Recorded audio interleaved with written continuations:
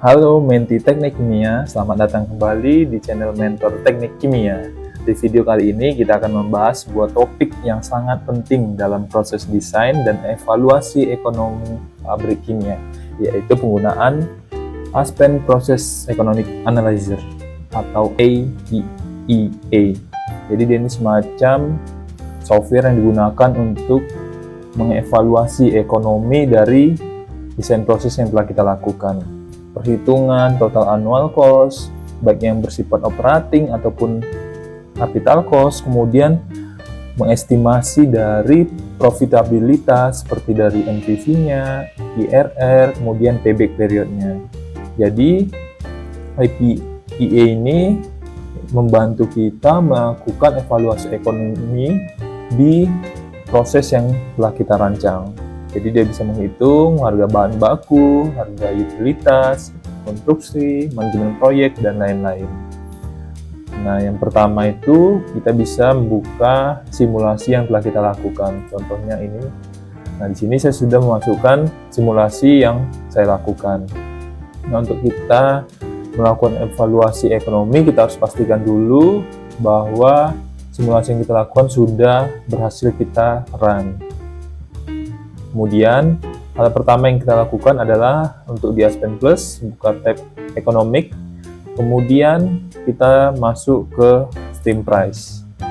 Nah, Stream Price di sini artinya harga bahan baku yang kita gunakan. Jadi kita tinggal input saja harga masing-masing bahan baku yang kita gunakan. Nah, di sini saya karena menggunakan 4 bahan baku, jadi tinggal di sini bukan hanya bahan baku tapi juga produk ya. Metanol, minyak, kemudian biodiesel, dan bisa tinggal kita masukkan price-nya dolar per ton.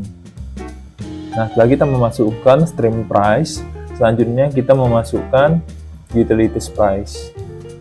Nah, sini adalah beberapa utilities yang digunakan. Jadi teman-teman bisa input yang digunakan saja atau teman-teman input semuanya. Nah, nanti dari Aspen Plus itu sendiri ada default harga dari masing-masing utilities yang teman-teman input, atau teman-teman juga bisa ganti harganya sesuai dengan keinginan. Bukan hanya harganya, juga ada temperatur dan inlet ataupun outletnya bisa teman-teman atur. Nah, setelah kita memasukkan untuk utilities price-nya, selanjutnya kita masuk ke cost options. Nah, sini teman-teman masukkan template, skenario-nya, deskripsinya apa saja. Nah, ini operating life of plan-nya itu artinya berapa lama daripada pabrik teman-teman akan berdiri. Kemudian length of plan startup, untuk startup-nya atau untuk memulai produksi pertama kali itu butuh waktu berapa lama, teman tinggal masukkan. Kemudian start of basic engineering-nya, untuk memulainya itu kapan. Nah, itu tinggal teman-teman masukkan saja. Nah, karena ini mempengaruhi nanti cost index-nya gitu. Nah, teman-teman memasukkan nilainya. Nah, selanjutnya kita akan langsung melakukan evaluasi ekonominya. Ini bisa ditekan di sini, ekonomi aktif. Nah, di sini akan langsung muncul nilai daripada ekonomi simulasi yang teman-teman lakukan. Tinggal di double klik. Nah, ini adalah hasilnya, summary-nya. Jadi teman-teman bisa lihat capital cost-nya adalah 12 juta USD, operating cost, raw material cost, kemudian ada product sales, utilities, kemudian ada profitabilitas index-nya, ada desired rate of return, kemudian payback period, equipment cost, total installed cost.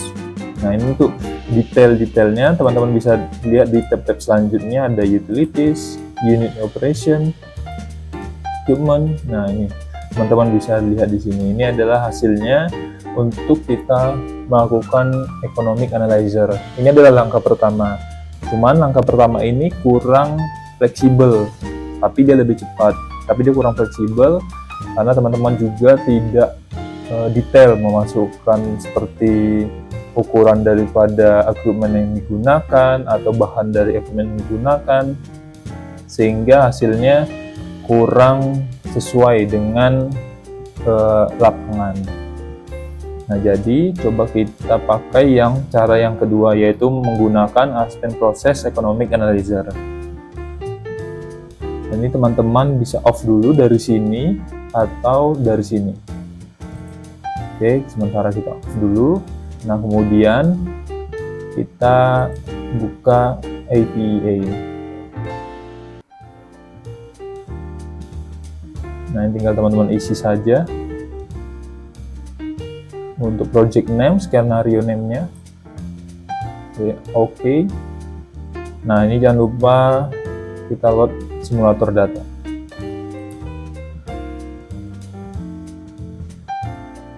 Nah, ini adalah utilities resource-nya. Ini teman-teman bisa menyesuaikan utilities yang digunakan apa saja, beserta inlet temperatur, outlet temperaturnya. Ini juga fluidnya berupa apa, ini bisa teman-teman pilih, ada steam, water, refrigerant, dan lain-lain. Kemudian kalau sudah sesuai semua, teman-teman bisa klik OK. Nah, ketika kita sudah tampil di layar seperti ini, selanjutnya kita pilih map simulator data. Oke, settingannya seperti ini. Map all unit operation, basisnya default, kemudian ini saya segmen. Klik OK. Nah, ini adalah map previewnya. Teman-teman bisa menyesuaikan untuk setiap dokumen yang digunakan. Nah, seperti ini. Untuk yang C ini di distilasi kolom ini bisa dihapus saja, jadi tidak perlu digunakan.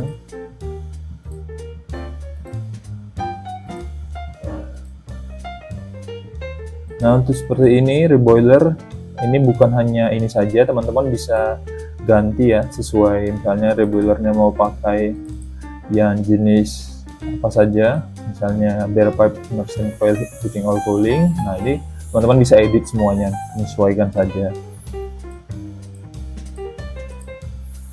Nah, mixernya juga ada, teman-teman bisa pilih mixer. Nah, ini terserah teman-teman mau milih yang mixer seperti apa. Oke, kalau sudah semuanya sudah sesuai, ya kita klik OK.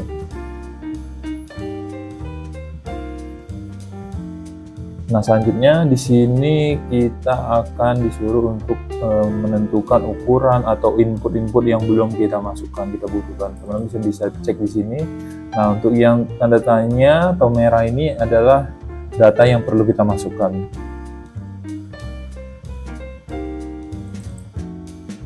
Jadi semua yang merah ataupun angka-angka ini harus kita perhatikan supaya sesuai dengan yang kita lakukan.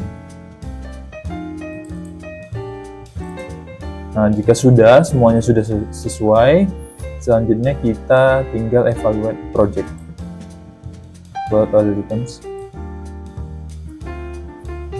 Nah, seperti ini ya teman-teman, di scan message-nya kalau ada error seperti ini, teman-teman harus perbaiki sampai tidak ada lagi error pada scan message-nya. Kita bisa cek satu. Nah, ini semua harus diperbaiki errornya. Nah, kalau untuk warning saya rasa cukup, tidak masalah. Tapi kalau untuk error, teman-teman harus berusaha untuk tidak ada error di scan message-nya. Kalau sudah, tinggal klik continue.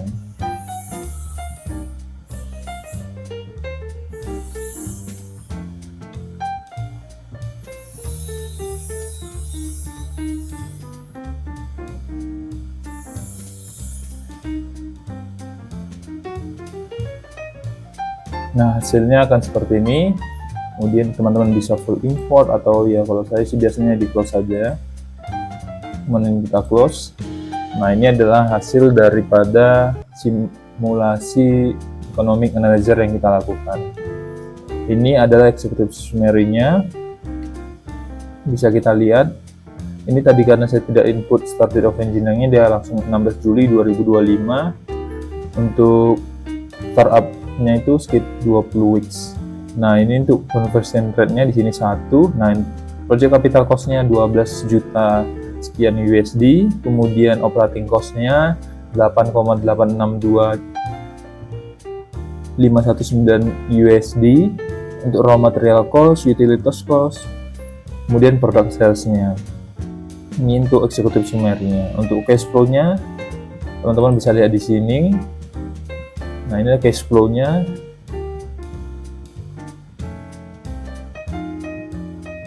Nah, ini adalah operating cost-nya. Untuk cash flow ini teman-teman bisa melihat di NPV-nya di sini.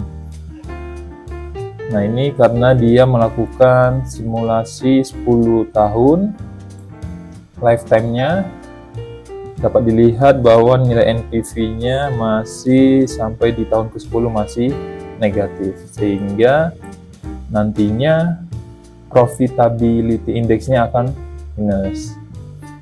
Nah, untuk IRR-nya sendiri dia tidak keluar karena nilai NPV-nya masih negatif. Kemudian untuk project summary-nya teman-teman bisa lihat di sini, di bawah sini.